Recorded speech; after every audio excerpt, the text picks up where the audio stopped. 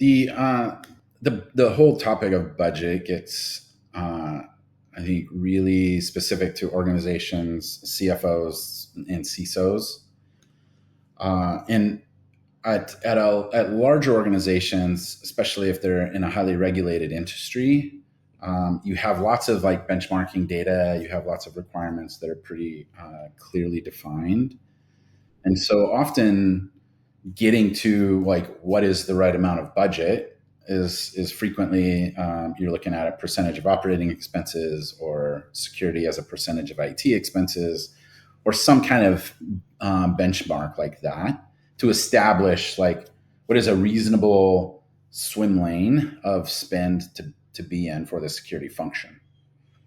Now, then the CISO has to figure out, okay, if I have this bucket of money, I need to go spend it on people, process, and technology. And then that's the CISO strategy, is how to allocate those dollars between SIM or XDR, MDR, and so on and so on and so on. In smaller organizations, you don't have that kind of really clear guidance on what the security budget should be. So it tends to be much more case by case driven, with often driven by customer demand. And that's, if I can find a clear connection between a security program and a customer or multiple customers, like that's where I want to be, because it's really clear. The signal is really clear. The demand is clear. So sometimes, I might get a customer that wants to write something into the contract. That means I have to go out and spend money. That's a really easy justification because I can tie that right to revenue that's in that agreement. That's great. Doesn't always happen.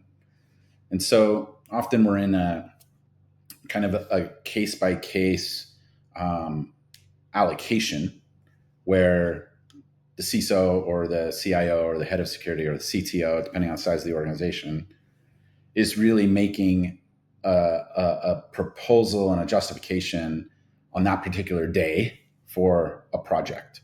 And maybe it's SIM, maybe it's zero trust networking, maybe it's whatever.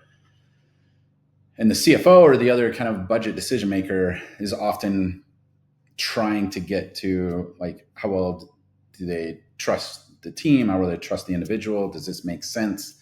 Do we have the money to spend on that sort of thing? And so you get into much more like smaller company dynamics around how to make those decisions, and it can be quite different per organization.